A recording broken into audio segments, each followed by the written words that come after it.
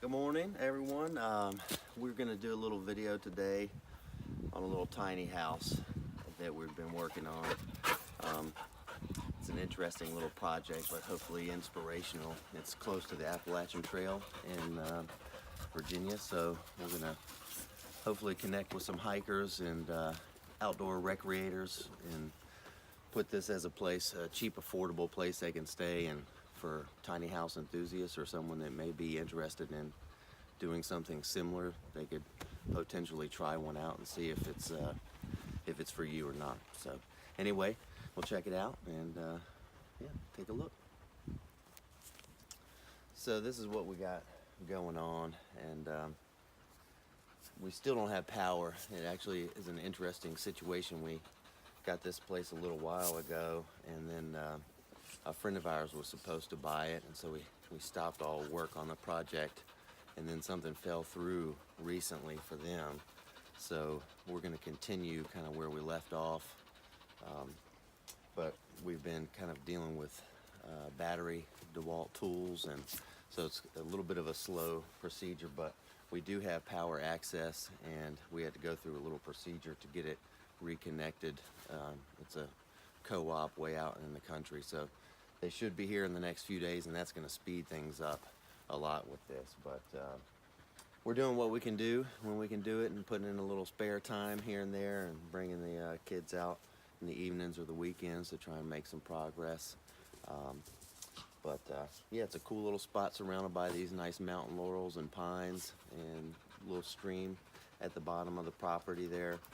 And it's really only, I think, 2 acres or a little under 2 acres. So it kind of goes to show that if you find the right place, then you don't need a whole bunch of land for privacy that feels like you have a lot more than you actually do. So that's one neat thing about this place, is that it feels really, really private, and like you're way out there, but we only own, I think, a little under 2 acres, or around 2 acres here.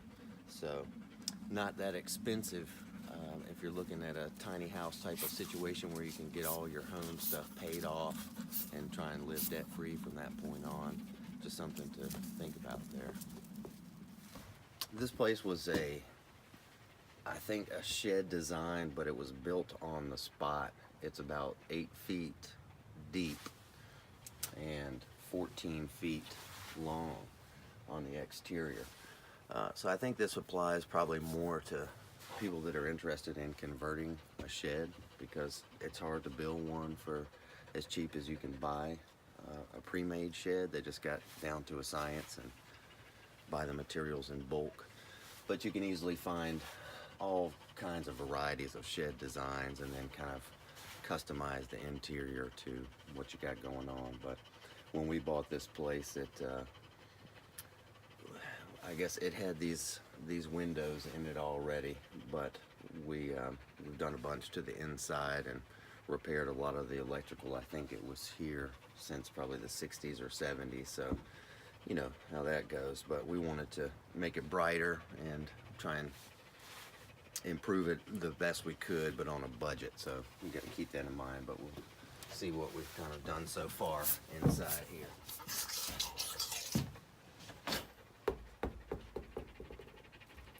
So we've got, it was vinyl floor, or a linoleum, that we've ripped up, and we've had the bamboo since before we sold it to a friend of ours. So we're going to put down the 3/4 inch tongue and groove bamboo flooring, hopefully in this next week or two. And we put in a couple of bunks here on this side. We found an old window from a sliding glass door over here, so we just put that in. It takes up pretty much the whole wall, but adds a whole lot of light. The sun comes up from that side, so that was a cheap little addition we could make. And our kitchen area was here with some mini appliances, and we're going to build that back after we put down the bamboo floor. But simple, small RV type of appliances will go in here on this back wall. And over here we've just done a little built-in, instead of adding chairs and tables that bringing in furniture. We just did a little basic build in there, so we can just hang out and the kids can have a little place to, watch TV over on the shelves over there. If we want to bring a DVD or something. But it's cool, this place does have power, so we don't have to do all propane appliances around here. So that's really convenient, and the power was already here, so I don't know exactly what it would take ordinarily to get that hooked up, but we're going to take advantage of it instead of relying on solar and propane. So hopefully hikers and people will appreciate the convenience of being able to charge the things instantly. We've added a bunch of little lighting and things to make it brighter, and painted this wood paneling that they had with a semi-gloss white paint or off-white paint just to reflect all the light the best we can. We've got some baseboard heaters here that work actually really well. I don't think this place lends itself to a wood stove too much, just because the compactness of this interior space. You wouldn't want to brush up against it. But if we didn't have another option, we probably would have some sort of propane heater or wood stove heater in here. But I guess as far as the interior goes, it's not going to be too much different. We'll get some pictures when we get it all tidied up all the way and finish the floor, but in the kitchen area too. But anyway, that's a super small space, and we tried to add a bigger deck area out there just because we're outside most of the time anyway, enjoying the atmosphere, at least in most of the good weather times. So we're gonna have a really large deck, way bigger than suits this interior space, but I think that's the way it should be, at least for us anyway. So we'll show you around a little bit more. We've got a cooking gazebo type of area down there with a nice fire pit and a picnic table, and I think below that we're gonna put up a couple little hammock spots and outdoor shower, trying to do some kind of neat solar heating thing. We're gonna bring some water up from that creek with a ram pump that won't use any electricity. It's about 30 feet of grade change, I think, from the creek up to here. So we're gonna try and get that going on. Some cool videos on those. I've never experimented with one before, so this will be the first time, but it seems like that would be the most efficient and eco-friendly way to pursue that.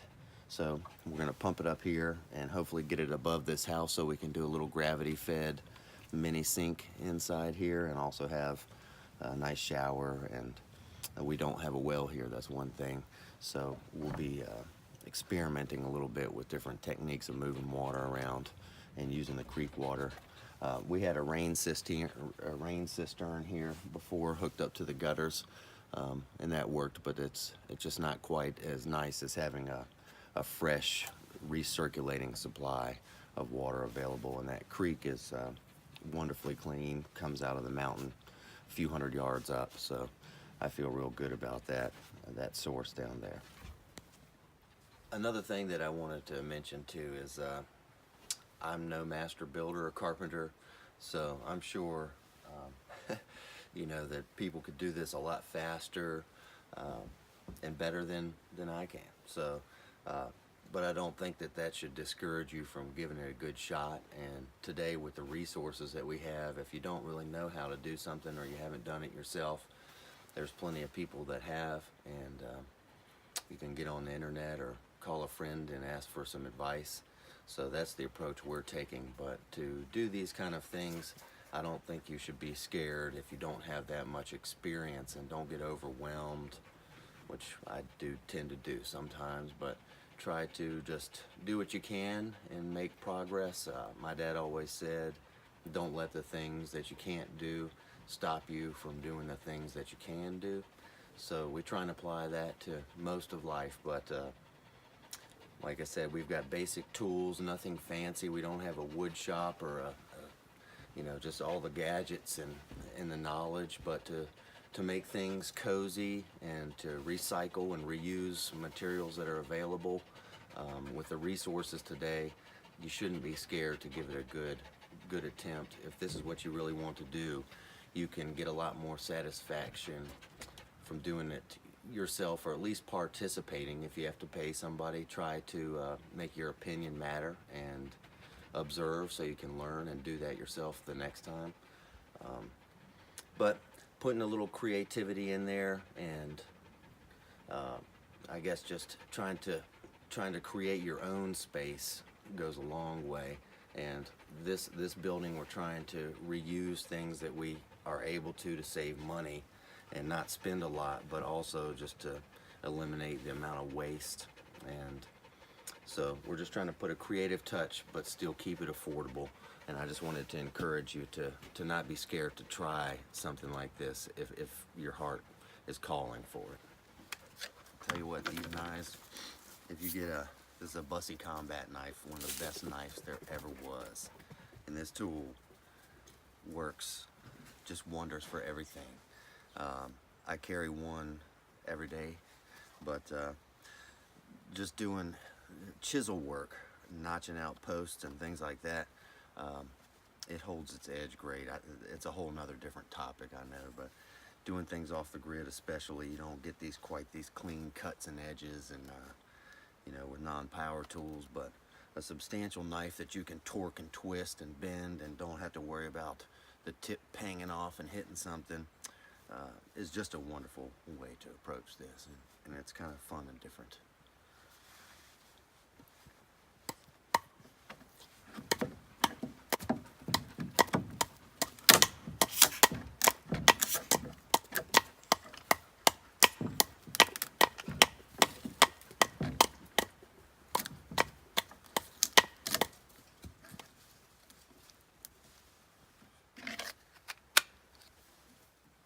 Look, it did a pretty good, decent, quick job of getting that. I mean, satisfactory.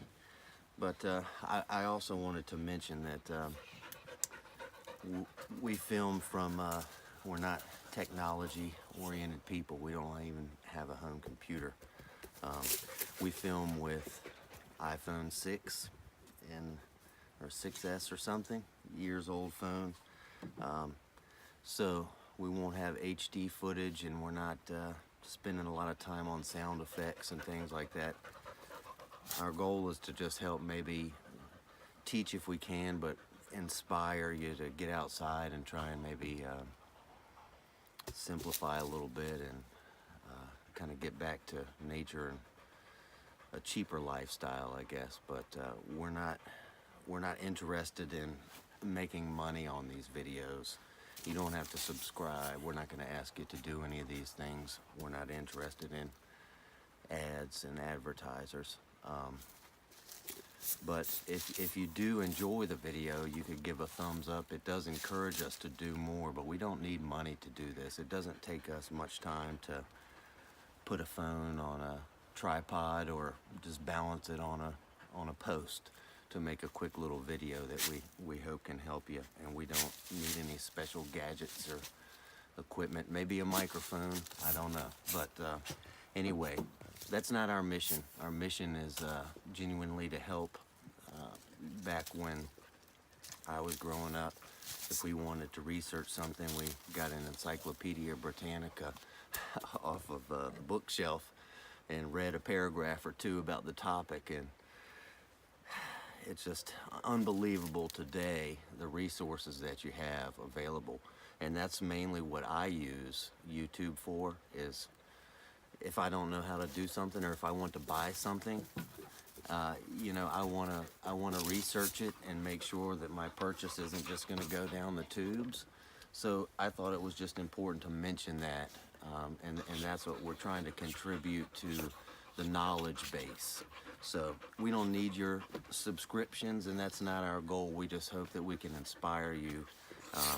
And if you're watching or interested in these things, then you're probably of the same mindset.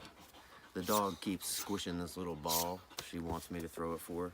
And since we're on this slope, as soon as she drops it, it kind of rolls down. So periodically you'll hear a little squishy sound, but that's our dog Major. And she's just wanting to play some fetch, so I had to excuse us on that. We probably won't edit it out.